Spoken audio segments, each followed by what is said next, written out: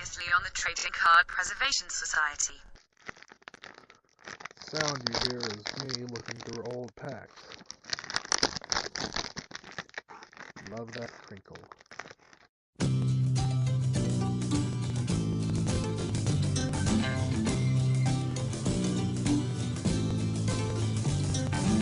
We are the Village Green Preservation Society. God save the old duck, Barnacle and Friday.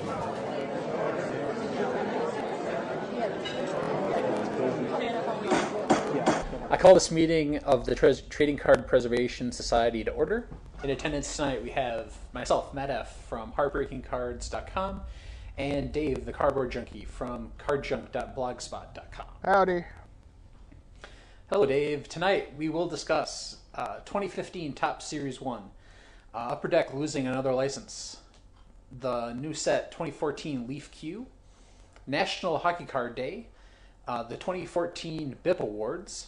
We'll talk about the Ant-Man trailer and Fantastic Four new trailer, the possible end of the Marvel comic book universe, and as always, the new release calendar and your Q&A. I haven't mentioned it, I think, on the podcast before, but we have a new Facebook page, which is just gonna, be updating whenever we have new episodes or something we want to share. Just go to Facebook and search Trading Card Preservation Society. Yeah, Facebook. When that happened? Yeah, we're so 2010. I'm learning so much tonight. And you can also find the podcast on iTunes and Stitcher, or just search for Trading Card Preservation Society on Google, and you'll find our Libsyn page where you can download all the episodes there too. So, it's been a while since we had our last episode, and I know that you were able to, well, the Traveling Vintage Show came back to Atlanta. Yes, Rogers. I didn't make it this time, but I know you did. And did you get anything spectacular? Yeah, Rogers Sports Memories of Oklahoma Vintage Show showed up, I think on the 9th, which was terrible timing because it's right after Christmas. Everybody's broke. But according to Roger, he had a hell of a show. Saturday was packed. I unfortunately got there too late. He had a whole pile of dollar cards from the 50s, and somebody bought all of them. I was able to get a few things on my want lists. Went in. I always go in with a plan. The plan this time was to snag as many 72 high numbers and cheap 1953 to 1956 cards as possible, and did a good job at that. Picked up 5 1972 Topps High Series cards, and if you don't know about 1972 Topps, the final series, it's about 640 something to the end, is very difficult. It's hard to find anywhere in any condition. Managed to pick up 5 of them for about $10, which was nice. All my 72 geeks on Twitter were impressed with that. And also picked up, thought was 10 cards for my 1954 set. Turns out a couple of them I already had due to want list shenanigans. But that just means I have 2 to Watch trade. list gremlins. Yeah. After the show, I did a full recon of my 53 to 56 binders. So those are now all up to date. And did get. I always try to get one legit good card, and not just scrounge the depths of the bargain bin box. And I did get a second year Bob Gibson card. So got some goodies there. Actually, the best pickup I got was at the flea market a week later. Grabbed a crate full of vinyl from this dude who was closing up shop at the flea market for for $10. So most of it is garbage, but there's some gems in there like Beastie Boys, Paul's Boutique with one disc missing,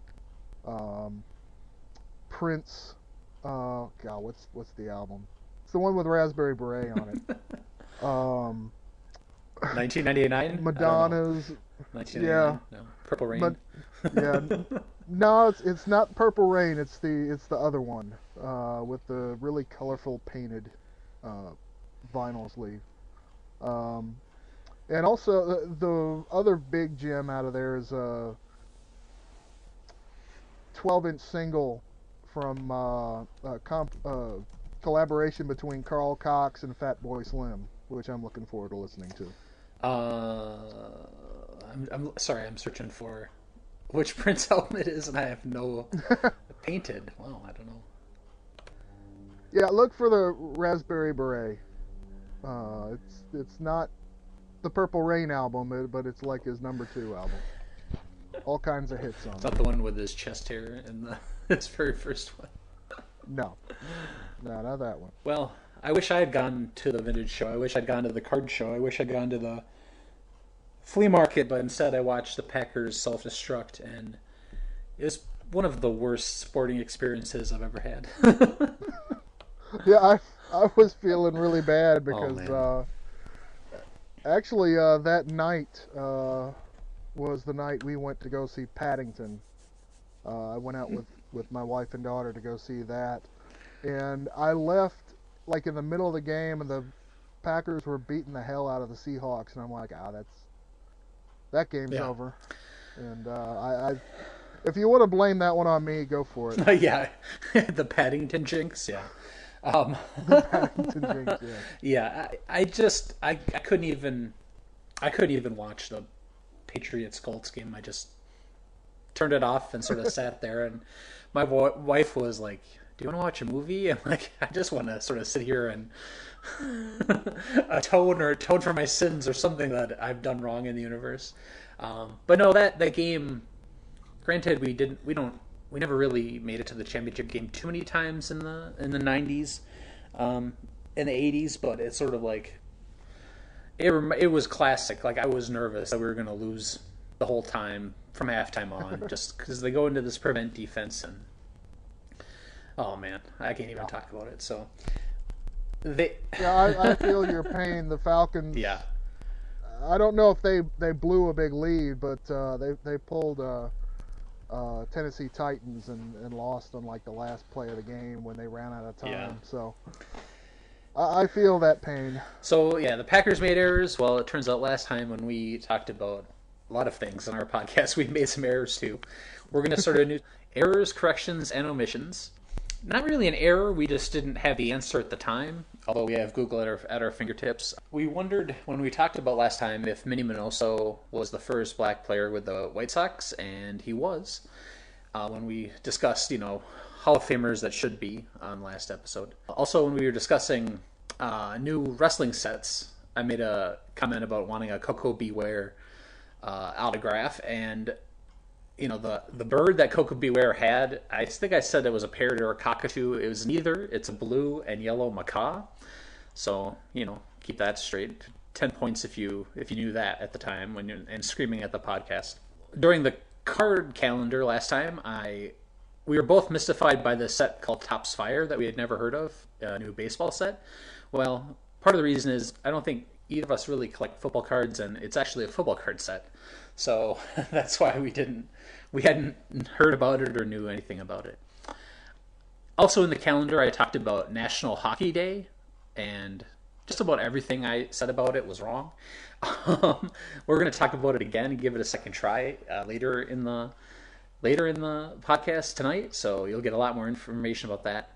And this last one is a correction for you, right? Yeah, last one is my goof. I think every time I've talked about the My Little Pony CCG, I have not known what the hell the name of the expansions were. Well, it's Premier Set, Canterlot Nights is the first expansion, and the Crystal Games is the second expansion. And there is a third one, due, I think, around March or possibly April, but I don't think they've named that yet. Um, I think it's themed on Discord, but I don't have a name. But premieres at Candlelight Nights, the Crystal Games. Go out and buy a case. When I do the introductions at the beginning of the podcast, I talk about our main blogs, but I think we have a whole host of other things that we write and other things that we do, and I don't think I've ever talked about it on the podcast. Along with Heartbreaking Cards, I started sort of a pack a day webpage, which has a lot of authors. It's called A Pack to Be Named Later. It's located at packtobinamedlater.blogspot.com. And we always are looking for authors who are interested in writing. Basically, we just review packs, something you're opening. The goal of the blog was to open a pack of everything that's ever been made. Pretty ambitious, I know, but anyway, but we have like 50 authors, and some people come, some people go, some people are been active for years, some people sort of flame out after 10 packs and are never heard from again. But if if you're listening to this and you have the itch to get into card writing, it's a great way to do it. It also, you get to know, individual series a lot better if you open their packs. Go to a card show or, your card shop. They've got a junk wax bin. That's a great writing opportunity. I have probably like 50 packs laying around the house that someday I'll write about. But so if you are a budding writer and you want to try your hand at something before jumping in full on a card blog of your own, send me an email or leave a comment on the blog. I'm at heartbreakingcards@gmail.com. And you have a music blog you've been doing for many years, right? Yeah, this was the blog that I started up 2004, I think. It's just dave.blogspot.com. It's called No Future, after the Sex Pistols, God Save the Queen. And it started out just me rambling about nonsense, and it eventually turned into I find a cool YouTube video and I post it. So I wouldn't call it a music blog. Oh, yeah. I'd call it more a dumping ground for bizarre and interesting music videos. Okay, so the big news, well, almost everyone I talk to about it or chat with on Twitter or whatever is always sort of astonished that, yes, in fact, next week, Top Series 1 arrives. They announced, last week, they announced the details of the checklist for Series 1. And everyone was, I don't know, I'm actually sort of excited about this. I didn't think I would be, but, taking a look at the checklist and analyzing it and chatting about it and talking about it, and I'm actually looking forward to a new card set. I can't imagine, a year ago or months ago that I would be. Maybe the podcast is to blame, where I'm sort of more involved in the new releases and such. But are you excited? Yeah, it seems like Topps realized that the base set her flagship was getting stale. So they did a few things to freshen it up this year. The design, number one, instead of a flat white border, they've actually got this nifty kind of stone marble looking design that starts out light and then kind of grades down into a darker team color on the card. There's some funky patterns on there. I need to see one in hand before I can really I agree.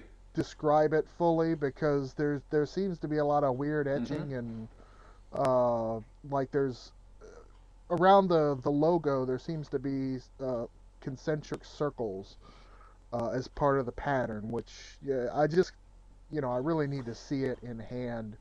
But when Topps took some pictures of their uncut sheets, especially the gold border parallel, those looked really interesting. Yeah, to me it looks like fingerprints or something like that.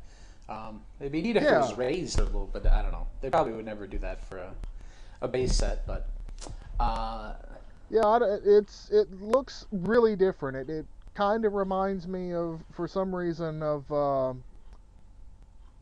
a Fleer set from like 10, 15 years ago, but I can't put my finger on what Fleer set it is.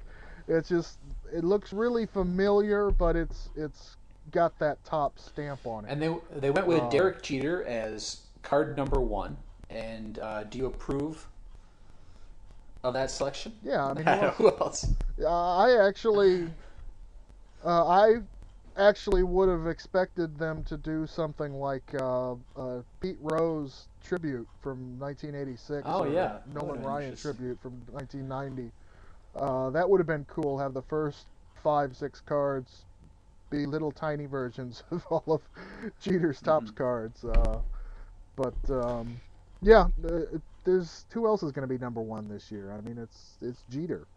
Last year was, I mean, if you look at a Topps base set as kind of a time capsule of the previous year's season, then yeah, there's no other choice but Jeter for number 1. Yeah, I mean, I wish they really did look at it that way. That was always my argument with all the airbrushing and the changing of the uniforms, is that the cards are sort of, in my opinion, are supposed to be like a time capsule for the last season, and so it should represent, I don't know, what happened in 2014.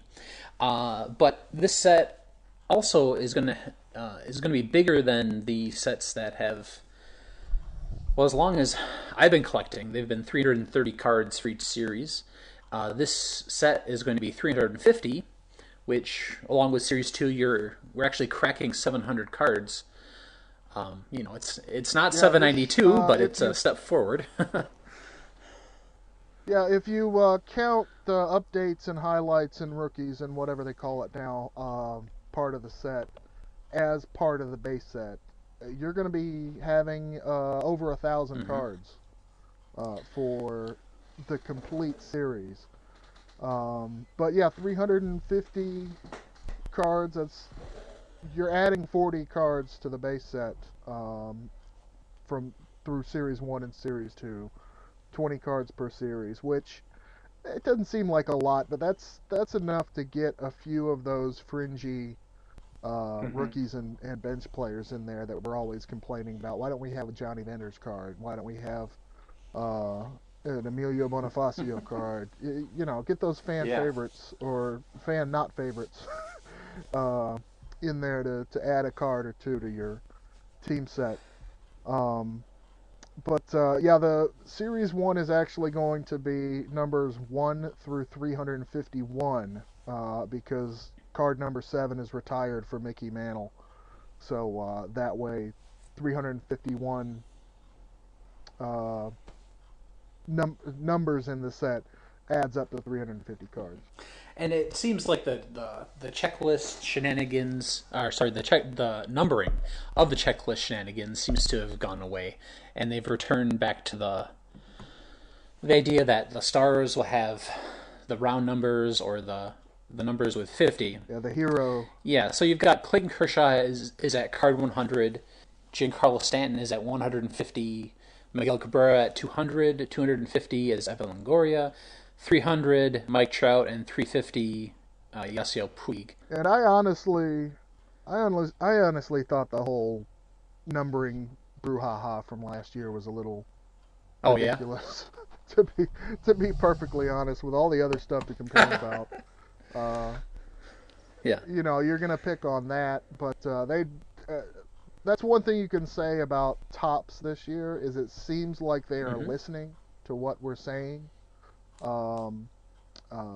They're paying attention to social media, and when people want something, they're as long as it's not ridiculous, they're going for it. And as you mentioned, Topps sent out photos of uncut sheets of some of the parallels that are available, and one area maybe that they're not so much listening is that there are a ton of parallels.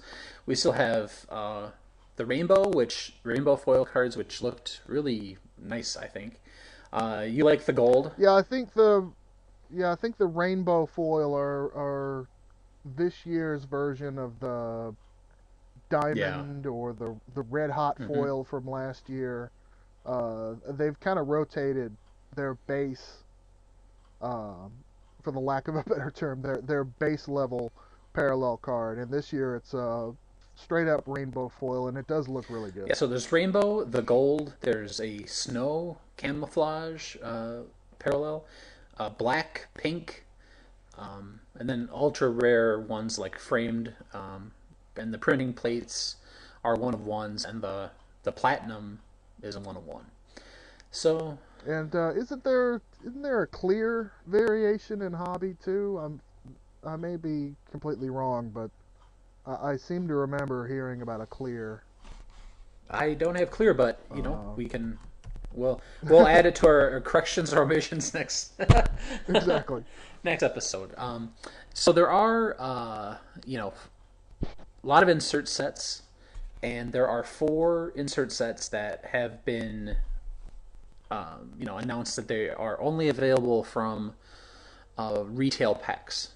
So you've got sets devoted to first home runs, robbed, which is like outstanding outfielders, and then there's 2 sets devoted to single players. So you've got a Babe Ruth set, the Babe Ruth story, and the Jackie Robinson story.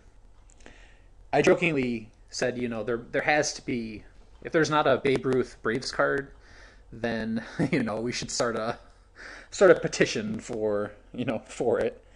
No, I look specifically on the checklist for that, and there didn't appear I to know, be a it's Braves. so sad. But they did have a Braves Babe Ruth card in the 1962 set, and then in the what year was it? 2011 Heritage. Yeah, I've set. seen one recently. Yeah. And this seems to be a lot like that Heritage set, because in that one they had the Babe Ruth story or the Babe Ruth cards reprinted from the original 62 set, and then there was actually a variation that was the Jackie Robinson story. So they're kind of taking a page from that Heritage subset, which I don't know, it's a cool little thing to insert into retail packs and get people to buy retail. I wonder if a lot of this is pressure from Walmart and Target to throw them a bone, since a lot of the packs seem to be sitting on the shelves lately. Yeah, I don't know if Walmart and Target sell enough of them to really try to influence. I mean, it makes sense, I guess, or trying for. I don't know if it's Topps enticing them to buy more because there's exclusives for them, or if they're really like, please design something that will inspire people to buy your baseball cards. Because they've done quite a few in the past. I know they've gotten away from it recently and gone more towards the blue and red parallels. Oh yeah, those. I'd honestly rather get a Babe Ruth story card in a Walmart. You remember when they had those black bordered pack cards? That was from 2011. That was 11 or 2009. Yeah, 2009 through 2010, I think. But before that, they had a bunch of retail exclusives, and maybe this will replace the red and blue stuff that I'm not sure if anybody. Well, there's one guy that does collect it, but I think he just collects it because nobody else does. For purely selfish reasons, I searched out and see if they were going to Photoshop Jason Hayward into a Cardinals uniform, or. Yes, I received inside information from a Topps employee that there is a Photoshop Jason Hayward picture in Topps's possession, but it is not in this set. So Jay Hay gets one last Braves card, which I'm very happy for. Evan Gaddis gets one last Braves card, so I have. And it's not a super short print variation of Hayward. No. No, these are Series 2. These are actual base cards in Series 1 Topps. I'm guessing the Cardinals picture may show up in Series 2. I don't know about super short prints, but people were apologizing to me because half the Braves cards in Series 1 had been cut or traded, but that's about half the Yeah, I know, roster right? has been cut or traded. So, that's to be expected. But there is a rookie card of the dude we traded Evan Gaddis for. I have no idea how to pronounce this dude's name. Fulton I Ewitz. don't know. Yeah, Houston Astros pitcher. He was the big chip Hmm. in that Gaddis deal. He does have a rookie card and is in an Astros uniform in Series 1, but I'll be happy to get one of his cards too. So are you going to try to do a complete set or just singles, or what do you think you're going to do with this? Uh, the way I've been collecting it really the past 2 or 3 years is buy a couple rack packs just to open and look at the cards. Then start cherry picking the Braves team Yeah. set out of dime boxes. And if I see any insert sets I like, I'll probably go after those too. Um, Last year there really wasn't an insert set I No. liked, so I kind of stayed away from those. But this year, just looking through the inserts, some of them I'm worried about. Archetypes looks like that might be it looks like an interesting set, but it looks like it might be one of those insert sets designed around where to put the relic card and where to put the Yeah. autograph instead of a set designed to look good. Um, but the free agent 40 cards look pretty good. The baseball history set. Actually, there's a baseball history and then a history set. It's like a 15 card set with A and B versions. I'm not sure if that's the history's on one side and then the baseball's on the other side, or if it's two separate cards. But there are some interesting historical stuff. It's kind of like one of the heritage. Um, what are those called? News Yeah, right. flashbacks and baseball flashbacks. It looks like that, except just sort of a generic uh, history theme. Gallery of Greats. That's their two in a box hobby Hmm. insert. Those I've kind of liked those because they're on thicker stock and they're all glossy and they look kind of classy. Um, but this year they've got Gypsy Queen frame on them, so I'm not sure how that's going to work. But the cards, just looking on the checklist, look pretty good. Um, but there are a lot of insert sets, but there's not too many Hmm. insert sets. So it's we've kind of gotten flooded with inserts and parallels and uh, game used and all kinds of stuff in the past. But the checklist, while there's a lot of stuff there, and you can never really collect all of it, there doesn't seem to be quite as bad a bloat as there was before. Yeah, I think I'm So going to collect it pretty similarly. Collecting, the Minnesota Twins team set, and then just look for. There'll be a ton of posts about what bloggers find when they rip the cards, and I'll pick out whatever photography looks good and get mhm. my Derek Jeter last playing card. But of course, we only have one officially licensed company. This is my attempt at a segue, and left that makes officially licensed baseball cards. And it was announced this, or I guess it would be last week, that Upper Deck has lost, along with it losing its license to Major League Baseball, has now lost its license to collegiate. Well, it's called the Collegiate Licensing Company. Signed an agreement with Panini to make collegiate football and other sports cards. This was Upper Deck's license from 2010. It doesn't just, I mean, it keeps going through March of 2015, so you may get something rushed out here at the end. But this has been, when Upper Deck puts out a football product, it's pretty much just collegiate licenses, star players in college uniforms. And so I don't know if this is the final death knell for Upper Deck. What else they can do? They still have some properties besides having the exclusives on a lot of. I mean, some of the best players like Michael Jordan, Tiger Woods, LeBron James all have exclusives, but Upper Deck also has licenses with Notre Dame, so you can get a Notre Dame set, I guess. They do have some Marvel products, which maybe that's a correction I should do too, but I thought when I opened the Guardians of the Galaxy cards this summer that they were tops, but I'm reminded they were Upper Deck, as well as a Captain America set they did. Upper Deck still has hockey, and they do these, they do multi-sport sets that feature amazing autographs because they have these exclusives with these amazing athletes. But in terms of, selling baseball cards or selling football cards or just cards in general, I really don't know how much longer Upper Deck can last. Yeah, I think they're doing okay. I mean, this obviously hurts them.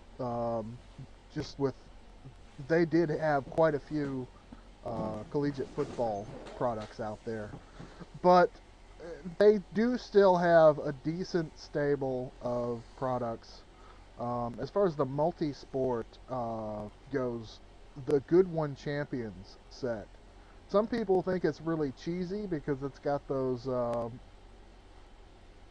those paintings instead of the pictures, but I really like them. They always have a really interesting variety of athletes and celebrities in them. They've got the mini Parallel Madness that you can chase, and some funky high-end insert stuff. I think last year they had actual artists doing little paintings, reproduction paintings of famous artworks on the card. I may have been reading the eBay auction and descriptions incorrectly, but they look like little paintings, and everyone who's had one in hand has said they look gorgeous. But this does hurt, and their press release that they came out with talking about this sounded very sour grapey. Yeah. So they can't be happy about this, but they do have all those athletes signed up and all of that memorabilia. So even if they do lose another license, they can kind of just, retreat back. Right. Say, okay, we're a memorabilia company for a little while, and just sell, Jordan and Tiger autographs to high-end serious collectors for a while until, or grab up that their things improve. Try to grab up that press pass NASCAR license or something.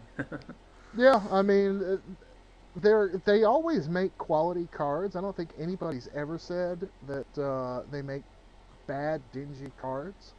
And honestly, I wish they were making unlicensed baseball cards instead of Panini, with some of the stuff Panini's been coming out with. But, I don't think Upper Deck is going anywhere, but this is just another bit of bad luck in basically a decade of bad luck for them. Ever since 2010, they've hit the schneid pretty hard, but still, they make quality stuff. People like their stuff. People are upset that they're not going to be able to buy Upper Deck football cards. So I don't think they're dead. I don't even think they're, down and out. But it hurts. But I think they'll survive this. Well, speaking of unlicensed cards, we move on to a set. A few episodes ago, we talked about high-end Topps product, and this time it's another set that sort of mystified us, which is called Leaf Q. If you haven't seen a box break of these, I would recommend it. Just search it out on YouTube, and there's quite a few boxes being ripped. Now these are This is a multi-sport set that goes for about $700 for a single box. There are only 999 of them. Now that number is from the press release I saw. from some of the box breaks I've seen, it looks like the box numbering was like 850 some odd boxes. It says it right on the box, like this is box number whatever out of. It was sort of a random number, like 867 or something like that. So I don't know if the run is smaller than it was originally said to be, but now you get a minimum of 10 cards in this set, or in this box, and at least 9 of the cards are autographed. And I've seen some boxes with more cards, but you get at least 9 autographs. The main card that you pull, or like these autographs, are on clear sort of acetate, I guess you'd call it, where they look like plexiglass. You know, it's sort of clear, it's sort of like a Topps High Tech, but it's clear. There's no background. There's no real confusing back design. And they're called pure autographs. Now, these autographs have some pretty impressive signers, and some that, you know, you don't find too many autographs of. So you could pull a Pele autograph, which I think is pretty cool. I need to track down a Pele autograph. There's also Ichiro, Roger Federer, Greg Maddux, Nolan Ryan, Mike Tyson, Mario Lemieux, Jimmy Connors, Jose Canseco, and they also include like non-sports people. So you can get an Ed O'Neill autograph, which is sort of like from the photo. I don't know if it's from Married with Children or not, but it's sort of like an older photo of Ed O'Neill. And yeah, it's Ed from Married with Children throwing the football. And then you can also get a. I don't think it's Major League related, but you can get a Charlie Sheen autograph as well in the set. Winning. So, you know, with 10 cards, let's say you're on average of about, you know, $70 a card. And, you know, some of the people in that list could give you $70 for an autograph. And it's really, I don't know. It's surprising to me that Leaf has such an expensive product, because usually I've seen a lot of Leaf products in which it's, you know, like a card that's an amazing card that's been created, but usually it's like a single card and maybe 2 or 3 of an unlicensed basketball set or an unlicensed baseball set or sketch cards, you know. But they really went all in on this, and it's pretty impressive. It's more expensive than, is it Topps Dynasty? Is that the correct set, right? Yeah, so Topps, Dynasty was what, 500 a pack? Yeah. I don't know. I again, this is way beyond my reach, but it's sort of interesting that Leaf is, and plus the name is confusing, Leaf Q, but Q is for quality. I don't know, but I still say John Delancey should have been in this set somewhere. Right, exactly. Anyway, so if you're interested in it, take a look at those ripping videos and sort of live vicariously through them, because it's doubtful that, you know, there's only 900, roughly 1,000 boxes, and, you know, it's either a mortgage payment or or a box of cards, or maybe 2 mortgage payments. Yeah, I do not understand this set at all. I've tried to understand it, but you know, for $700, I mean, yeah, there are some really choice autographs in this set, but for $700, you can take $500 of that, buy that Pele auto, and then have $200 left to buy, you know, as many autographs as you want. Yeah, right. So I just, I don't know. It's not geared toward me at all. So maybe that's why I'm not getting it, because I am not this market. If $700 flops into my lap, I'm looking for the cheapest 1954 Topps Hank Aaron I can find. But the breaks do look fun, you know, unless it's a skunk box. Those aren't fun. But watching the breaks, watching other people spend $700 is very fun. Typically, in each episode, we have a review of a set. This week, we're not gonna, but we're gonna sort of announce, or Dave's gonna explain a project we're gonna start looking at sets chronologically. So, Dave, take it away. Okay. Yeah, since this is 2015 and Tops has been around for uh, what year is this? This is the 60. 64, I Wow, think 60. Yeah. yeah, 64th year. I'm gonna do a little review of Topps cards over the last 60 years, and the way I'm going to do that is start in 1955, 60 years ago, and review Topps, their competitors, all the major trading card releases in 1955. I will hopefully have that done by next week. If not, you'll be hearing it on podcast 8 instead of 7. But start with 55 and then go to 1965, go to 75, 85, 95, and then 2005. And just sort of review the state of the hobby in those years. For example, 1955, Topps and Bowman are going at each other's throats. We have the smallest top set in their history, really. But with that set, they ended up, winning the whole shebang.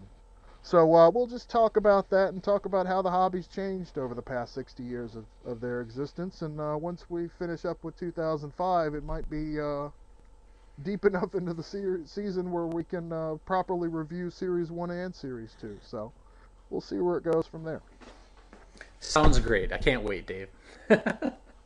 Now I yes, now get get to work, right? Okay, so as I mentioned previously, last episode we talked about National Hockey Card Day, which is, as I mentioned before, everything I pretty much said was wrong about it. So this is, not a national holiday. This is to honor Upper Deck's 25th anniversary in hockey cards.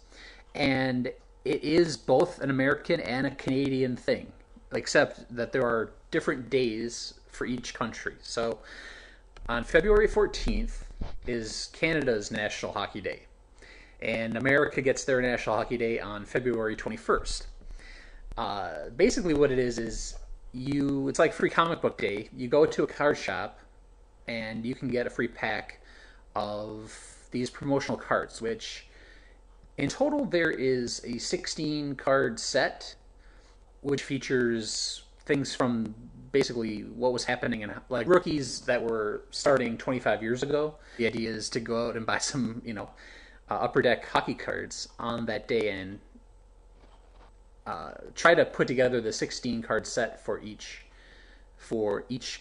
country's players. You know what I mean? So I can't remember the last time I bought a new hockey card set. Probably pro set, maybe back in 1991 or 92. And I don't even know. I'm trying to think of my local card shop, which is called the Bookend, if they even carry hockey cards. But if you're into hockey, try to track down a shop and see if you can build the 16 card set. And we were not paid by Upper Deck to do this. I believe there's also another. There's a USA pack, a Canada pack, and one that's going to be given away at the Sports Card Expo in Toronto. I'm not sure if that's an exclusive or if that will also be available on Hockey Card Day, but I think there's 3 different packs and then a bonus card that you can get with a purchase. Okay, so next topic we have is totally self-serving and wonderful. So in the card blogging community, there are awards that sort of get passed around from whoever wants to do it sort of year to year. Stale Gum, I know, used to do it. I forget who did it last year. Stale Gum used to do the gummies, right? Stale Gum did the Gummy Awards. This year, we've got the BIP Awards, which is awards for card blogging, and a whole host of categories. You can find the whole list of nominees at cardboardproblem.com, which is run by Suze, who is now she's I jokingly sort of like she's the enemy or whatever, but she works at Tops now, a card blogger Tops is not the enemy. who made What are you who made saying? good and works for the man now. We all know why Derek Jeter is card number one. Um, I always like to think of her going and having meetings with Michael Eisner. She is running the BIP Awards this year. Dave got nominated for. I don't know how you feel about this, but you're the best non-sports blog. How do you feel about that? Okay. Last year was my worst year of blogging Yes. ever. I don't know why I was nominated. All I will say about it is this. I get 95% of my non-sports info from Trader Cracks. That's all I'm going to say. Yes, well, I mean, Kobe Bryant gets nominated to the All-Star game too, Dave. Every year. Yeah, that's basically what I am, a legacy NBA All-Star selection that doesn't deserve to be there, but I'll take it. I was nominated for best blog of the year, and I sort of almost spit out a drink when I saw that, because I used to post. I have a year where I posted over 600 posts. That was before I did my first hiatus. I mean, this year I've gotten back into it more than I have in several years. I'm sort of on the rebound again, but damn, the amount of stuff I posted, it might have been all just crap, I guess. Maybe I'd do less, but a little bit better. So I got nominated for Best Blog of the Year and Most Generous Blogger, which I'm sort of proud of, I guess, considering I once traded Dave the Jason Hayward rookie card that I had no fucking clue what I was doing. Yes. I don't know. 2008 Jason Hayward refractor autograph, Bowman Chrome, and I'm looking at the box that is holding that card right now, and I kind of want to dump the laptop and just go stare at it for a while. Yeah, I bought. I knew. How do I say? I knew. I'm not a prospector at all. So as far as I'm a prospector in the terms of, gee, they made it to the majors and they're pretty good. Maybe I should get their rookie card. Yeah. But and so I knew that it was good, but like I didn't quite know what I was. You know what I mean? Like You knew it was a first round draft pick that was at least a couple of years before they were going to be in exactly. the show. So I'm really happy that it's in a home that is that appreciates it. Oh yes. But you've sent me. I've got. What things that like you appreciate that? Well, you sent me once a signed Andy Pafko baseball. I'll trade that. I'll trade that. Yeah, I'll trade that for you. Anyway. So if you feel like you agree that Dave runs the best non-sports blog, I run the best blog ever in the history of the world, go to Trader Cracks. Yes. Oh yeah. TRADER. So Dave says don't vote for him. I wouldn't mind if you vote for me, but go to cardboardproblem.com. So that sort of wraps up our baseball stuff. This is probably a new record, under an hour for our baseball card stuff. I can't believe it, Dave. Oh my God. we're like on meth or something, tonight, right? so. So now onto pop culture. This has been a big week for Marvel, and I think it's interesting how Marvel treats their movie properties versus their comic properties.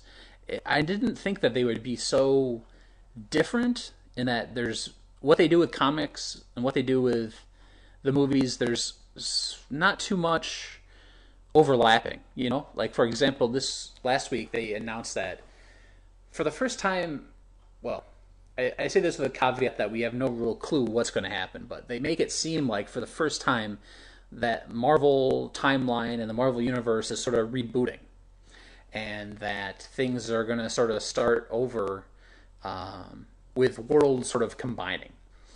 So you have this next summer, you're having this event called the Secret Wars, which, if you're a good Marvel historian, you know that that's already been a thing a couple times, right? Or maybe even more than two. I know there's Secret Wars 1 and 2.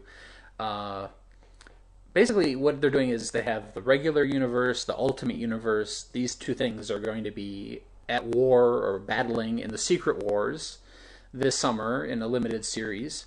And what's left is this thing called Battle World. You can get the sort of lead up to this. They're hyping it with Free Comic Book Day, which, market calendars is May 3rd. And then the first couple issues of the the Secret Wars is out in May. And so it's just interesting. This is sort of the exact time that the Avengers 2 comes out. Ant-Man's going to be coming out this summer, but it's like the Marvel Universe is on a whole other plane of existence and trying to revamp things. And I don't know, I'm sort of excited because I definitely got more into DC Comics when they did the New 52 reboots. So I guess I'm sort of excited to be able to start anew maybe with Marvel again. Oh, do you have any thoughts on that? Never underestimate comic book companies' ability to reboot everything Yeah. every decade or so. I actually heard a conspiracy theory. We hadn't had one Oh, of those yeah, for a Conspiracy Dave. while. That Marvel was doing this in sort of an attempt to wrest all of their far-flung movie franchises back from all the other companies that own them. Mm-hmm. I'm not sure how they do that by blowing up their universe, but who knows? I'm not an intellectual property lawyer. But I'm not really that into comic books, at least not the main Marvel DC stuff. I like all the weirdo, oddball characters like Howard the Duck and Plastic Man, and then independent comics. So this doesn't affect me too much because there's just too much stuff to deal with all these Marvel and DC worlds.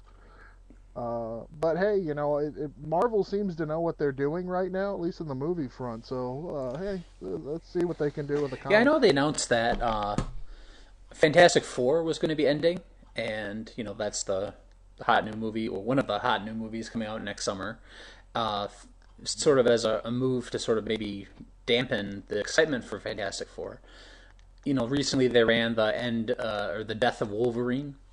And so, again, that's not a property that Marvel really controls movie-wise anymore. I can see that as a conspiracy. We'll see what happens. Maybe, I don't know. The difference between the regular sort of Spider-Man and the Ultimate Spider-Man is quite a bit. So we'll see if either of them survive the sort of Secret Wars thing they're doing. I got back into comics when I got a tablet and through like digital comics, through Comixology or what have you, I find it a lot easier to track down issues and to read more. I've probably read more comics since getting that than I had in the previous few years. Yeah. So continuing on the Marvel topics, a while ago, during an episode of the Marvel series Agent Carter, they premiered the Ant-Man trailer, which Ant-Man releases July 17th, and The Age of Ultron is May 1st. And if you haven't seen it, a brief synopsis is Michael Douglas is the original Ant-Man, Hank Pym, and Paul Rudd plays Scott Lang, who is basically the second generation Ant-Man. What did you think of the trailer? Okay, my stream of consciousness thoughts while watching the Ant-Man trailer. First off, Michael Douglas is old. Yes. I mean, really on old. His deathbed sometimes, yes. Yeah. Although his dad is alive. Kirk Douglas is still with us. Go on. Yeah, his dad looks better than he does. And then the trailer moves on, and there's not so much superheroes, but a bunch of families and stuff. And, who the hell is Ant-Man? Is he really riding a flying robot ant? What the heck? And even at the end, even Paul Rudd is kind of dubious about the whole Ant-Man thing. It's like, Ant-Man, Yeah. really? So I watched that trailer, and it's like everyone's trying to distance themselves from Ant-Man. I don't. Yeah. It The thing, didn't really make me want to go see it. It's more like, what are we doing? well, that's the right. You're So right. I didn't. I've always the thing that got me was I don't understand why Ant-Man is coming out after Avengers Part 2. Because in the storylines, the original, in the comic books, the Ant-Man, Hank Pym, the original one, is the creator of Ultron. And so when I heard that, we heard rumblings of Ant-Man being made, and then when they announced that the title of Avengers 2 was Age of Ultron, it was like, oh, well, this makes sense, I guess. Somehow Michael Douglas, F's things up big time. At the end of the movie, Ultron's running amok, and we got to kick at Ultron's ass in Avengers 2. But Avengers 2 is first, so it seems to me in those trailers that Iron Man, Tony Stark makes Ultron. It seems to me, or there's some kind of vendetta between them. Anyway, so I think it's interesting in that this seems to be like the first Marvel character that has like a kid, or there's some motivation other than, I don't know, money or revenge or just that you're a god or something, or you know what I mean? Like it's sort of a realistic sort of. I mean, he basically is a thief in the comics, the Scott Lang character played by Paul Rudd. So, but you're right. I don't understand. To me, it seems like this is an interesting side story in a movie, in an Avengers movie, of how Ant-Man becomes Ant-Man. But I mean, I don't. You're right. The special effects look sort of interesting, but I don't know. I just don't think it was a very. It's just like, is he going to be tiny? Is it going to be like Honey, I Shrunk the Kids? Like he's going to be tiny the whole time, and we're going back and forth, and I don't know. Yeah, cause I don't understand it, and like I said, Ant-Man is one of those oddball weirdo Z-list superheroes that I'd probably have an interest in if it was done right, but I don't see why would I want to go see this movie. That's the thing. Also, Ant-Man, besides being literally the size could be an ant, but he's also could be a giant. You know what I mean? So we didn't see anything like that. That could be a possibility. Yeah, there was no sense of scale. Yeah. It was just, Michael Douglas being old, and then a bunch of little kids, and Paul Rudd looking dubious, and the rest of it was this random action stuff, and there was what appeared to be a flying robot ant.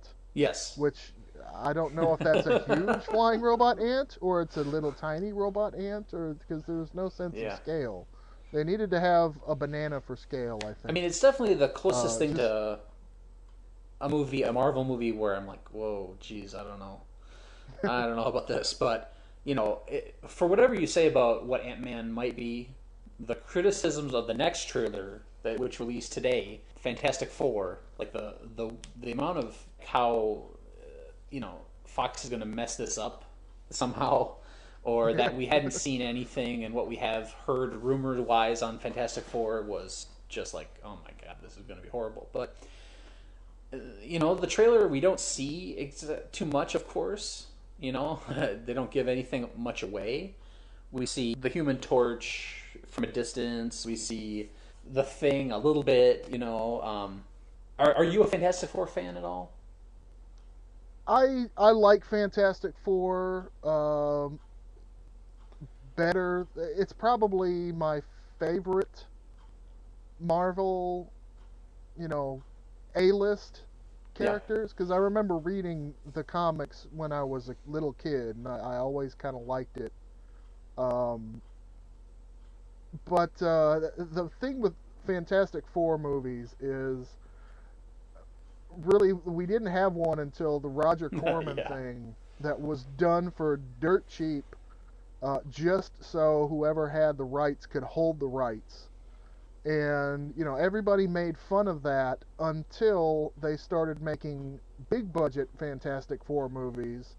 And how many do we have? Like 3 in the can? Well, there's, 3 total, Yeah, three total, and Roger Corman is now seen as the best of the Fantastic Yeah. Four movies. I mean, And even with the super low budget, you know, effects with Reed Richards having these ridiculous noodle arms that he flails around every once in a while, and the thing looks like he's made out of foam rubber. It's Roger Corman at least knows how to tell a story. The other guys, I've never seen the Corman version. But- Have you seen it? I haven't seen it all the way through, but I've seen enough of it to realize that it's just good, low budget, cheap Roger Corman fun, which the other movies, despite having some decent casting in places, weren't. And fun. is it Doctor Doom is the villain in that? Yeah. Yeah, I think it's Doctor Doom, but he looks ridiculous. But you know, it's just a fun little low budget nonsense movie. I think it was more infamous than anything because you really couldn't see it for decades. Yeah. Now it's on YouTube. Yeah, for me the second. I mean, this new one is the fourth, incarnation, and for the Silver Surfer, the second big budget one. The sin for me was that Galactus was like this some kind of cloud thing. There was no giant purple uniform, You gotta have a big Yes. dude with the helmet. He's going to eat something. He's going to eat us. I'm Yeah. going to eat you. So, and I copied down here from the trailer's description of what the film, what it's showing us. It centers on four young outsiders who teleport to an alternate and dangerous universe. It's like, okay, hold on, stop. This is not the Fantastic Four origin story. It continues, which alters their physical form in shocking ways. Their lives irrevocably upended. The team must learn to harness their daunting new abilities and work together to save Earth from a former friend turned enemy. So, there's a voiceover in this preview, which is, which I gather from the clips that I've seen, or just from the trailer, is that I think that's Invisible Woman and Johnny Storm's dad. Is what it's the guy from, did you, oh gosh, what? I'm gonna look it up quick. I think is a scientist. It's like an older guy. There's a short little clip of an older guy who I remember hearing discussions that the parents of the characters are in this, and it's like who, like Reed Richards has like gray hair in the comic books. You know what I mean? Like it's like. Yeah. Another thing. Yeah, these are all. Another thing is that Johnny Storm and the Invisible Woman are brother and sister, but the actors here are, one is white, one is black, and so there's some kind of So I think the voiceover is the actor Reggie Cathy, who I'm trying to look. He plays Dr. Franklin Storm, so he's their dad. He is most famous on, let's see, he was on Oz. For me, he was most famous on a PBS show called Square One TV from the 80s and early 90s. Nice. Anyway, but he's got a lovely deep voice, Yes. and he's got a good voiceover voice, and things are happening, and all the world is going to be destroyed, but we all have to make sacrifices and do valiant things, and blah blah blah. It's very, very good trailer. Yeah, I thought it was going to be Doctor Doom, but as far as I can tell, there isn't any Doctor Doom in the trailer at all. And but for me, it misses an opportunity. Like Star Wars 7's trailer, or whatever you call it, teaser, ends with the Millennium Falcon doing amazing things, or whatever. And this one ends with what I was waiting for, which was Reed Richards' arm shooting out, or whatever. Something that shows like this is not Roger Corman. You know what I mean? Like this is some serious shit here. But all we see is like it looks like his arm extends like an inch, and it cuts to black. Yeah. Like they're hiding Godzilla. You know what I mean? Like they're hiding King Kong until the second act. It's like, no, show us, because we can't we can't rub ourselves to Reed Richards figures unless we see that money shot. You know what I mean? Like, so I don't know. Yeah, this is a tease. I kind of had a different take on this because I watched this about 5 times right before we recorded. The first 45 seconds are just total bullshit. Right. There's nothing waste. You've got the dude talking, and there's a picture of like green fields. Stock and footage. It's Ed Wood directed the first 45 seconds. Yes, and exactly. Then you get what I assume is the main characters. You've got the nerd, you've got the chick, you've got the jock, and then you've got the gearhead. So those are your Fantastic Four archetypes. Then all of a sudden there's people going into pods. Yes, they look like barrels of something. It's like, what the hell? Well, they look like the cryo chambers in Futurama, actually. Oh, sure. Yeah, you're right. Yeah. I guess Philip J. Fry is now in Fantastic Four. Yeah. He can be the guy that catches on fire. Right. Fry. Hey, there you go. And then all of a sudden, all this fucked up shit happens, and there's explosions and people crawling on the ground that look like they're covered in blood, and all this weird stuff, like a disaster happens, and then there's some rocks.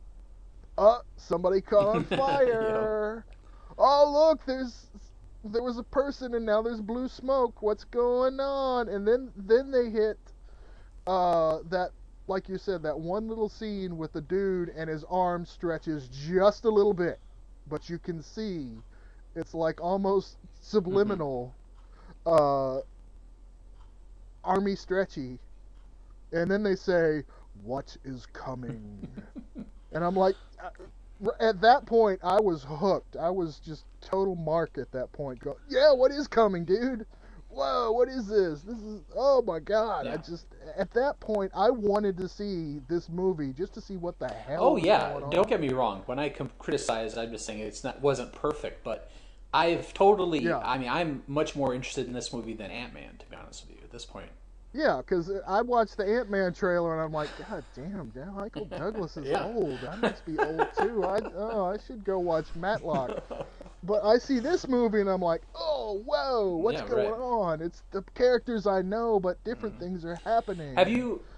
I don't mind if they completely change the origin story. I mean, with every reboot, you have to retell an origin story, and retelling the same origin story 20 times gets really old really quick. So, what the hell? Make them go into other dimensions in Philip J. Fry's pod, and meet Bender on another world, who turns into Doctor Doom because he's Bender and he's evil. But I wasn't really excited to see Fantastic Four before tonight, and now I'm like, okay, I do want to see this. And Reed Richards is played by an actor, Miles Teller, and if you haven't had a chance to see the movie Whiplash, once you see it, I've heard that's really once good. You see it, you'll have a lot more,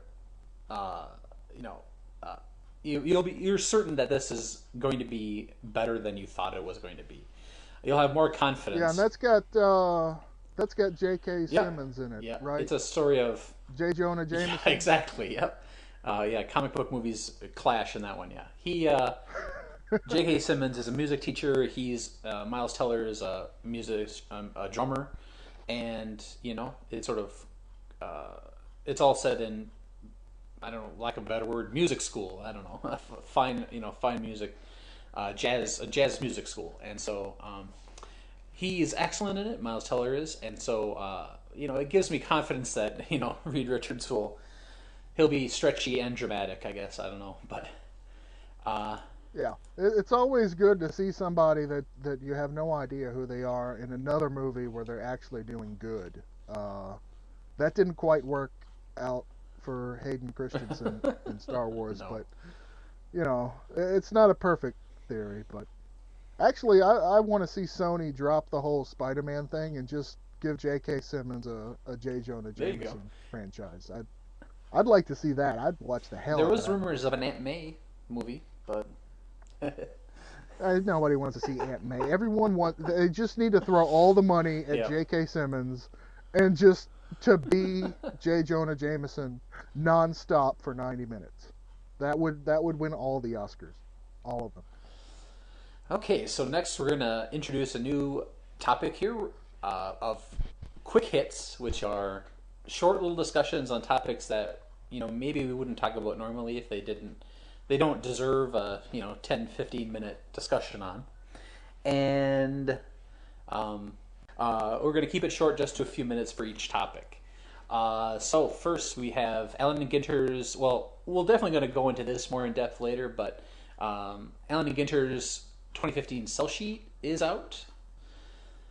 This is the 10th anniversary, Yes. Believe it or not. Does that make you feel old? It makes me feel old. I've got a bookshelf that's starting to collapse with all these binders, so I'm gonna have to buy another bookshelf thanks to Topps. Thanks, Yeah, right. Topps. Do you like the design? I mean, I'm sort of. Yeah, I like the design better than Oh, really? last year's. Last year's seemed a little too much. There was too much border and not enough picture. They've kind of toned down that border, This which I like the border. It's nice and ornate and fun, but it's just too much. I can't believe. And apparently, this year they're all going to be different colors. I don't know. I need to. I can't believe they buried it in like page 5, but this year Eleanor Roosevelt mini card. There you And go. apparently there's going to be a First Ladies Sweet. set, mini insert set. So Excellent. it's about time the ladies get their due. But yeah, I mean the inserts look like they've got some good subjects. The card design looks good. There seems to be every year they add something new to just clutter up the product. This year it's buybacks. Oh yeah. And there's supposedly going to be like 2 or 3 of them in a box, which I don't know if we need that many buybacks. I think 1 buyback a box would be plenty. As long as they all have Allen and Ginter backs, that's fine. Yeah, I think these are going to be like the Topps ones. They have a little Yeah, stamp on it. I'm not sure. Maybe a little foil old planter would be nice. Yeah, did you notice if they have the planters back as a variation on the back? I didn't look. No, they've moved that over to a shield. I didn't see it Yeah. in this new one. don't understand. I would like them. Yeah, I to don't bring old understand why planter that back. went away. Anyway.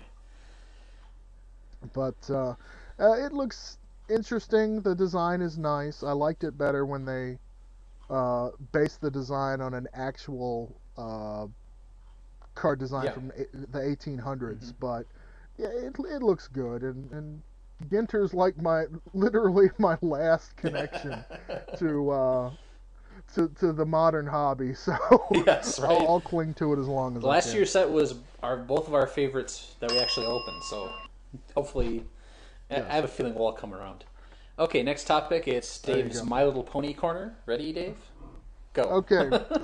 This is the last pony thing you're gonna hear Till from next me episode? until until season Okay. 5 debuts, because there's really nothing more after this. Interplay My Little Pony Series 3 is debuting at PonyCon New York City the weekend of February 14th. The actual set now has a release date. That came out today, actually. It's going to be official release date is February 27th, but they're doing like a preview for people who go to PonyCon. You can I think it's like with a 3-day pass, you'll get a free lunchbox tin with Pinkie Pie and Maud Pie on the tin, with a few packs inside. It's their basic lunchbox tin product, where they have the lunchbox They have a poster, they have a sticker, they have um, 3 or 4, 5, 6 packs in there, and they have a couple of promo cards, foil promo cards, and I believe one will be from the Series 3 set, one will be for the uh, CCG. I don't think this is going to be a PonyCon exclusive. I think they're just letting them get them first, so they can sell them on eBay to gullible people for 50 or $100 before they come out in retail for $14.99. The Series 3 set is going to be slightly different from 1 and 2. They're going to have a card for every episode, all 91 episodes. Also going to have a foil card in every pack, except for the one pack in the box that has a lenticular card. So we've got a little Sportflix type pony card this series. Also stickers, standees, and a sweepstakes card where you can win at least 2 different autograph subjects. Ingrid Nilsson, the voice actress for Maud Pie, has signed and shown off her cards, and also Peter New, the voice actor for Big Macintosh, along with I think a few other characters, has also signed. I'm sure there'll be more voice actors and actresses signing, but there are redemption cards, or sweepstakes cards as I call them, for the autographs, which I've actually won an autograph from Series 1. I got Tabitha St. Germain, voice actress from Rarity.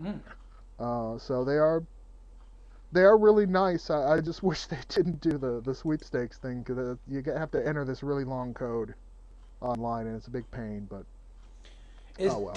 Series Does 3, Atlanta have a PonyCon? February 27th. Atlanta does not have a PonyCon. Get on that, Dave.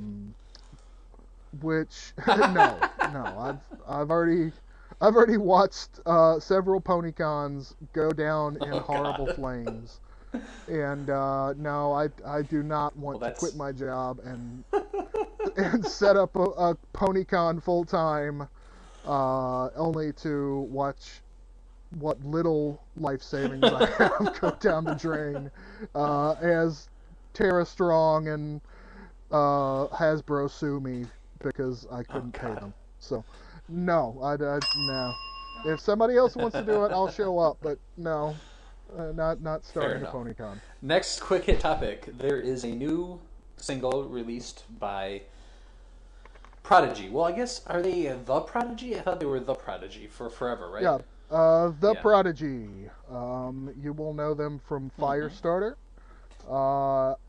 I am a big The Prodigy fan. I like their old Experience stuff. That's kind of the ravey early '90s stuff.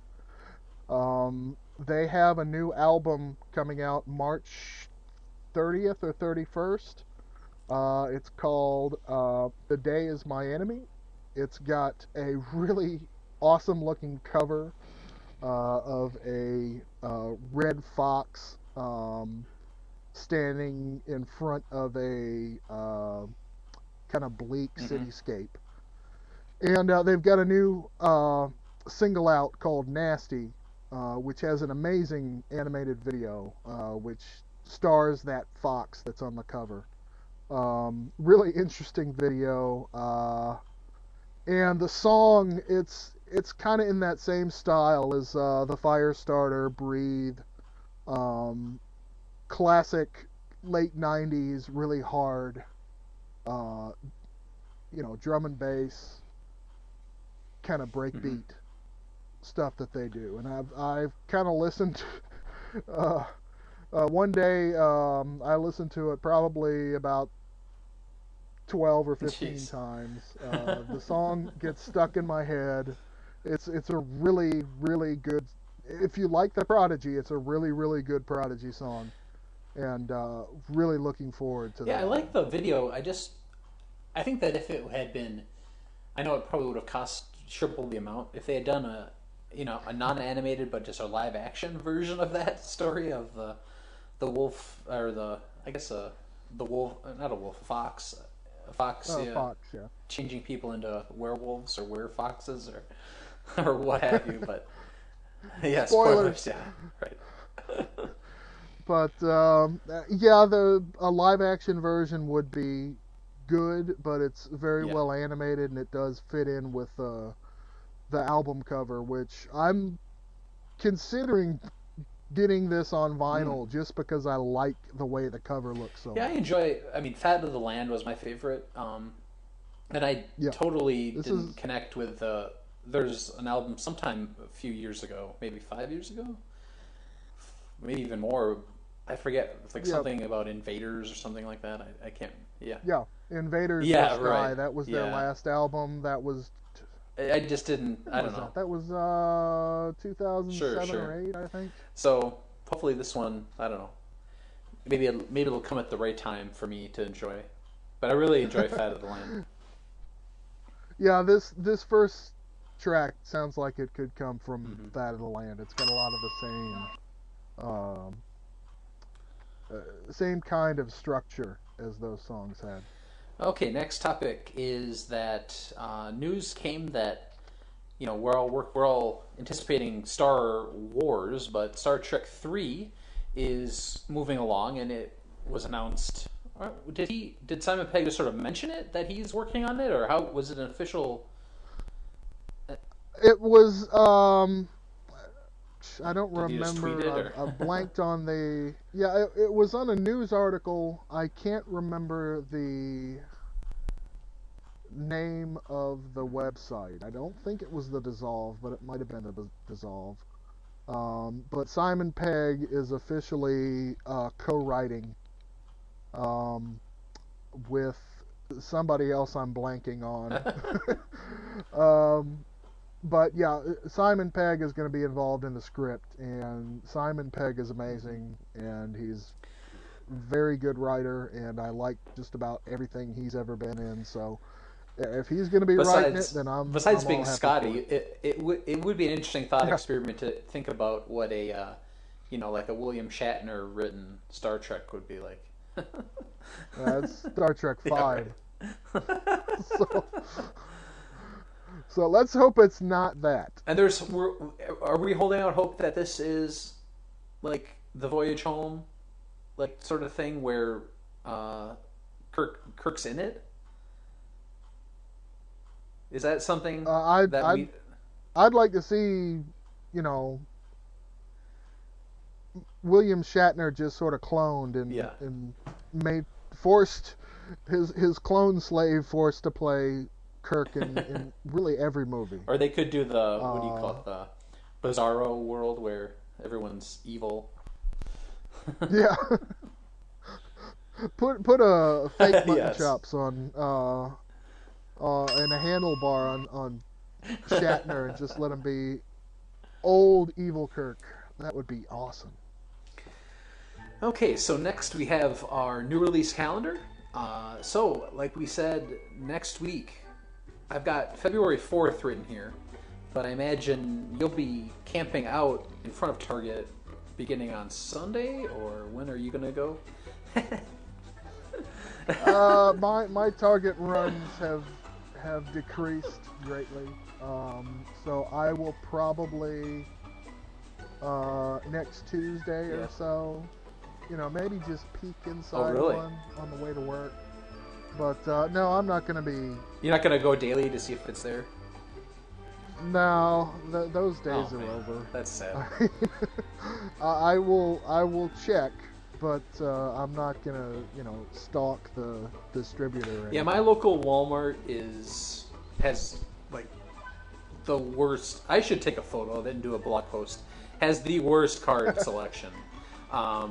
Yeah, Walmarts are sketchy nowadays. Some of them are really good. Some of them have And I've heard rumors that sometimes Walmart's moving their card stuff back into the toy section, but ours. Yeah, there's the one down on Highway 41 across the street from the Big Mm-hmm. Chicken.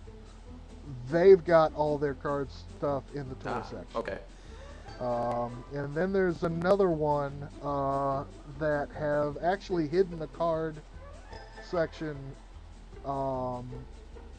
after you've checked out. Yes, there is. It's not Yep, in the checkout yep. aisle, but it's like Exactly. afterward, as you're walking out the store with your cart of groceries that you've paid for. Oh, there's Yes, the card. the one- So yeah, Walmart's The one Walmart's a yeah, disaster. the one that's at my local Walmart. The cards are down further down the line from the express lane. So once you've checked out, there's the Yu-Gi-Oh cards, and one box of one blaster of 2014 updates. So I have no hope there. So I'll be checking out Targets around starting next week. But if that's not your thing, just wait a month. On March 4th, we've got 2015 Topps Heritage already. So Yes. that same day Yeah. might be your biggest day of the year, maybe, because it also has 2015 Topps Major League Baseball stickers. So that's I've been slack on my baseball stickers the past Oh, couple yeah. of years.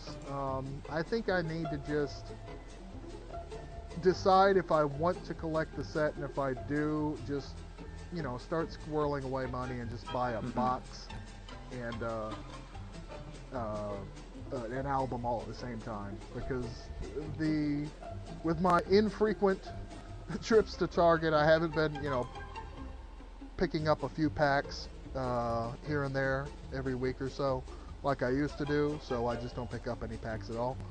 And I think if I do the sticker set, it's going to have to be buy a box, get an album, bam, do it all.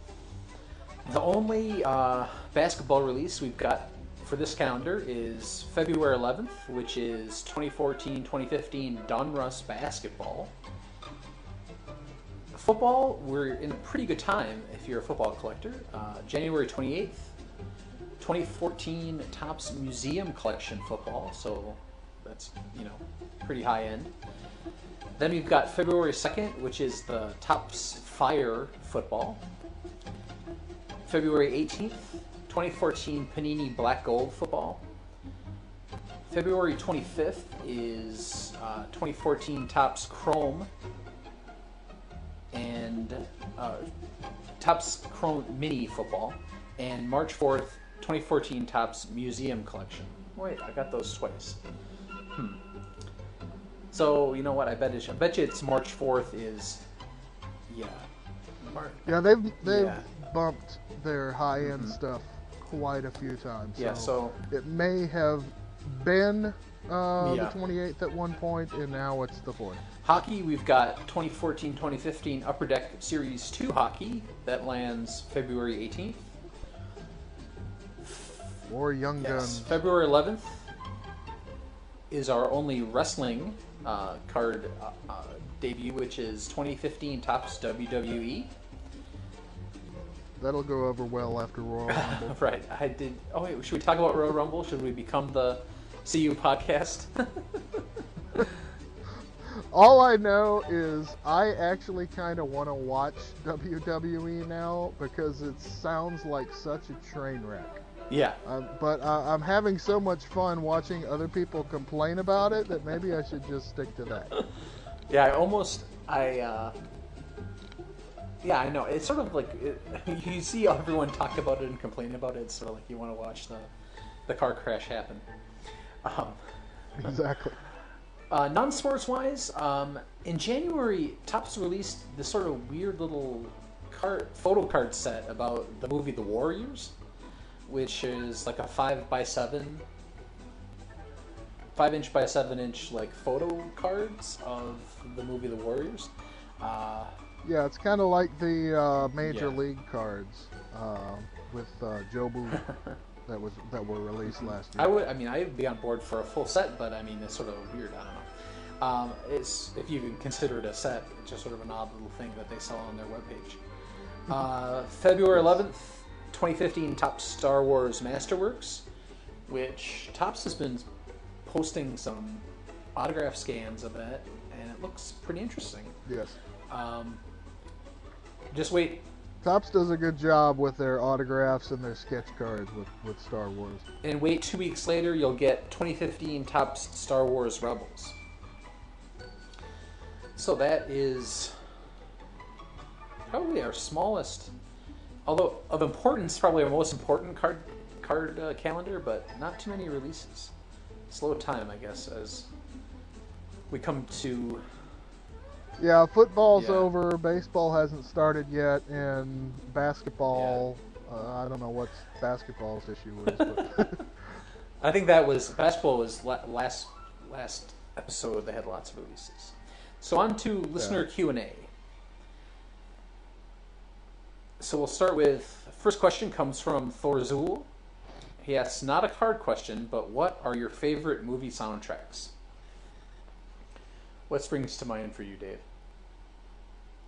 I have two soundtracks. First one is the soundtrack from A Clockwork Orange. Okay. That I was a very strange little boy, and I listened to that soundtrack a lot when I was a kid. I just loved it. I have always liked Beethoven ever since I was a tiny child. That might have been a Peanuts influence on me with Schroeder playing Beethoven all the time. But really like Beethoven, and Beethoven is heavily involved in that soundtrack for plot reasons. Love electronic music, and this has a lot of compositions by Walter, now Wendy Carlos. And I actually have Wendy's two Switched on Bach albums, which are basically compositions of Johann Bach, classical music as played on a Moog organ. And she did a lot of tracks for the soundtrack, and I love all of them. There are weird little things on there like I Want to Marry a Lighthouse Keeper, which is what Kubrick envisioned the pop songs of the future being like, which probably not the exact same style, but maybe the same quality. And also another one of my favorite classical composers on there is Gioacchino Rossini. Has a track from The Thieving Magpie, which I just adore. So it's one of those soundtrack albums that I can just always listen to, even though there's a variety of things on there that don't always add up, but love that forever. But my favorite soundtrack from any movie has got to be the Repo Man soundtrack. The movie is great, but the soundtrack is even greater with all these old punk classics and not so classics and obscure tracks. Iggy Pop actually does the Repo Man theme song. There's a great rendition of Pablo Picasso Was Never Called an Asshole. Just if you like punk music from the 70s, early 80s, the movie is fantastic and the soundtrack is essential. So I've never seen Repo Man, I'm sorry to admit. I've got it on videotape somewhere. I'll have to get you to watch that. It's just really brilliant little quirky offbeat tale from Alex Cox. Did you ever watch the remake? I don't think, was that a remake or was that I think it's like a sci-fi movie? sort of, I don't know. It's they're repoing organs rather than. Yeah, that's not so much a remake as just kind of they had the similar title, but this has nothing to do with organs mostly. This has to do with isn't it the one. Isn't it a prequel to the Mighty Ducks? I don't know what Otto ended up doing later in life, or even if he made it to later in life. But I like many many soundtracks. I would say one that I like front to back is the soundtrack to the movie Magnolia, which mainly features just songs by Amy Mann. There's maybe an odd, I think Supertramp is on that album as well, a couple songs. I like pretty much any, thinking about it, other than like Magnolia, I also like the soundtrack to There Will Be Blood, so I guess it's Paul Thomas Anderson films, their soundtracks I like a lot. I haven't heard of I haven't seen Inherent Vice, his new movie, so I don't know what the soundtrack is. I imagine it's 70s rock, but Magnolia, basically the idea of that soundtrack was that he wanted to write a movie that was sort of inspired by an artist. So he was inspired by Amy Mann's songs and her sort of song structure and her topics that she covers, and sort of built a movie around that. So a lot of the songs almost inspire the movie, if you sort of catch my drift. So a lot of great stuff on there. Some of my favorite songs. Every song's great.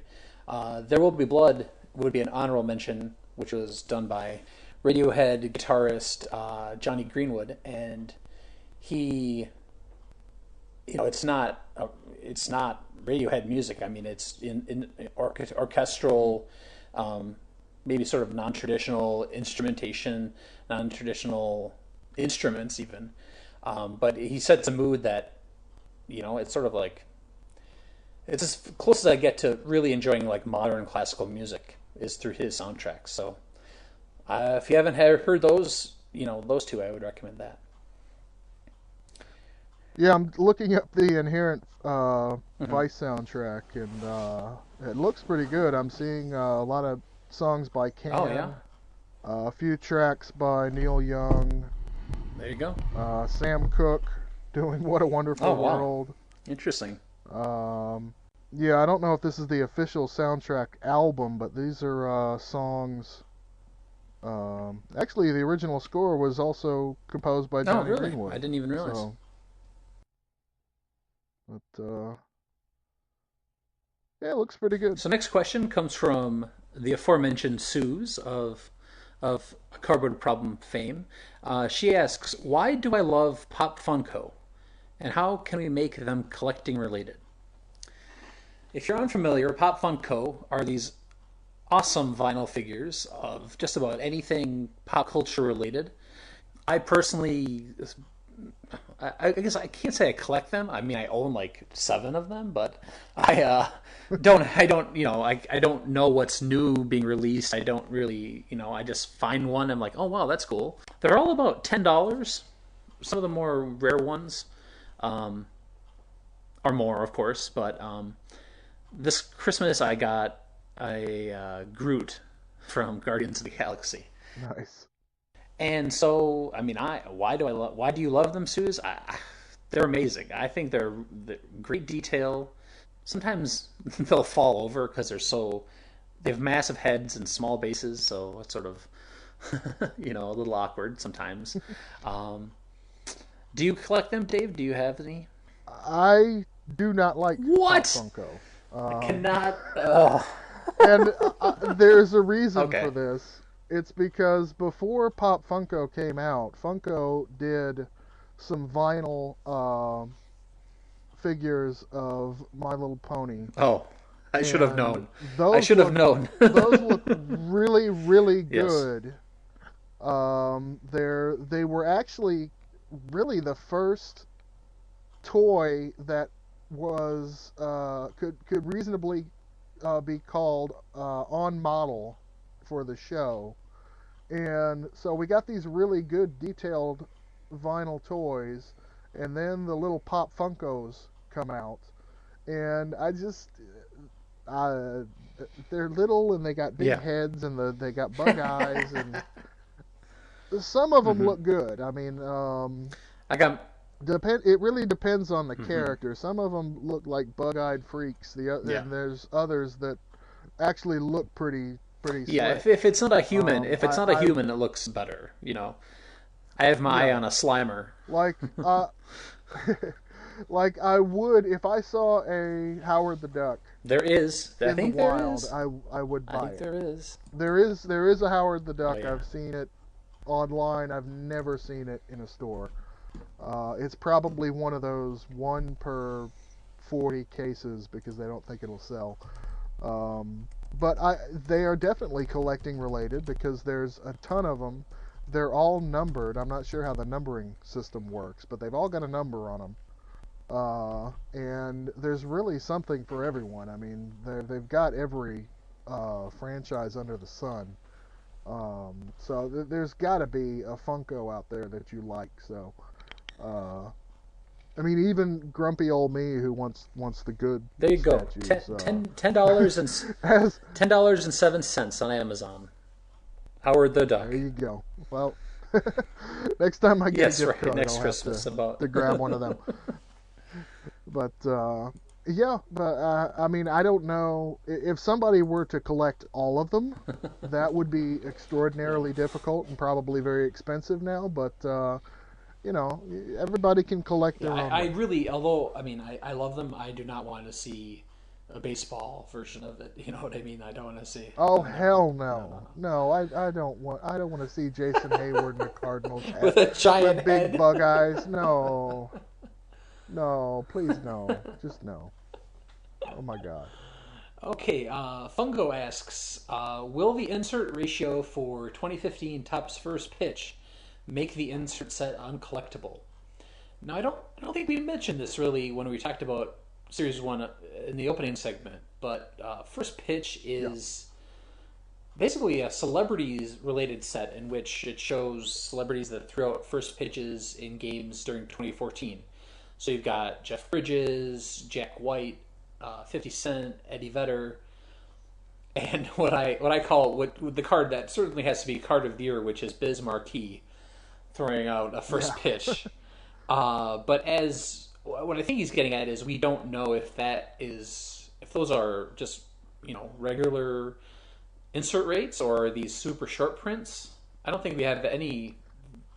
Yeah, we don't. As far as I know, we don't have any idea what the insert rate for these are right now. They could be one in a box. They could be every 4 packs. They could be one in a case. Yeah. I do know that these are, at least in the early going, these are the cards that are generating the heat and the buzz on the internet because Pitchfork of all websites wrote an article about Topps trading cards because Jack White was on a card. So, I mean, when Pitchfork is talking about Topps Series 1, that's, they're doing something. Yeah, right. Jack White is featured in a Detroit Tigers uniform. That's where he actually threw out the first pitch. Yes. But he famously was photographed at a Chicago Cubs game as, sad Jack White. And I made I'll toot my own blog a little bit. I made a redesign of the card with sad Jack White in place of his Tigers photo.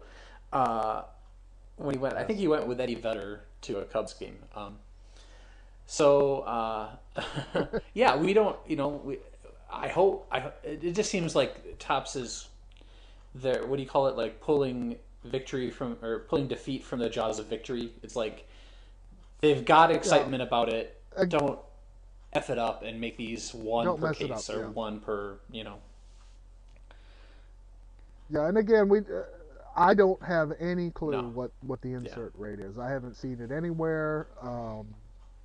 Topps sources online have not said anything about it. I think I annoyed those Topps sources by mentioning squirrels, but oh well. Yeah. It's my job to be a troublemaker on the internet, so I guess I gotta ruffle feathers every once in a while. But yeah, I would like to see them, pullable, one a box or even one every other box, but just don't make them a case hit or, or worse. Mm-hmm. Last question comes from Long Fly Ball, and he asks the Brookham Rock cards and their place in history. Discuss. So, For the uninitiated, this is a series of cards which features basically heavy metal and rock bands from the late 80s, right? And early 90s? Yeah, late 80s, maybe 1990. Right. So you're talking like we're getting cards for like Winger and all the hair metal bands like Twisted Sister and all that stuff. And my thoughts are that this is a set totally of its time. There's no way that this thing could be made today. Like No. No chance you will find a rock and roll set featuring AC/DC and Black Sabbath and Testament, or Tesla, Tesla. Anthrax, all on these gradient pastel borders that completely do not fit in with these heavy metal cards, but are just so early 90s, it's painful. Yes, it's amazing. But I can only imagine how to get the rights for all of that stuff. Like it's sort of unreal that it exists. Thinking about it now, with all the problems of licensing. The rights is. Yeah, the rights would be ridiculous nowadays. But just to get all these bands in one set. I mean, there was also a Pro Set music set that was similar, but this one was more focused on heavy metal and so-called hair bands. But yeah, I don't know how you'd do it with.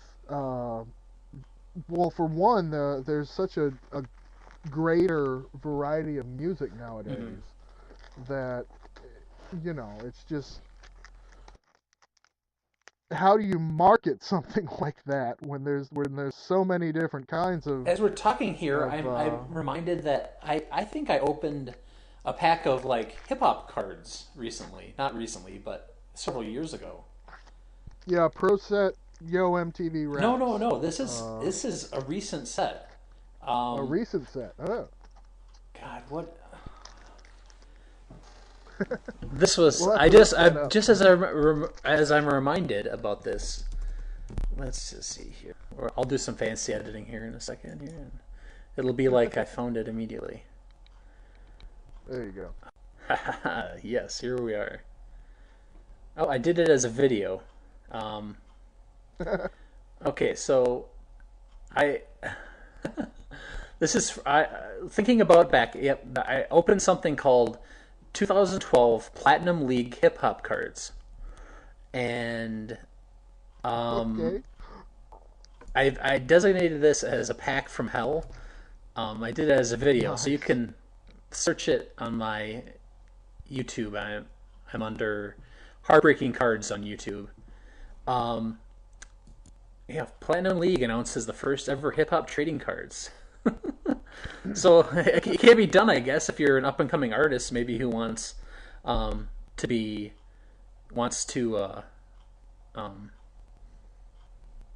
get name recognition out. If I remember correctly, there's actually was like web addresses on the cards to like go to the band's website or watch a video. But definitely, if you're an established artist, there's no way you're going to be on these cards. But come to think of it, I don't see the rock cards as much as I wish I would. Like if I saw them in a junk box, or a quarter pack box or a quarter pack bin, I definitely would pick them up. Yeah, I've got one or two packs floating around somewhere. I can't find them at the moment. But and also the local flea market has a store that has a box of packs, but this is the crappy video games toy store that doesn't have anything priced and is the guy behind the counter is always BSing with a friend of his and ignoring all the customers. So I don't know how much those are a pack. They're probably like $5 a pack, knowing them.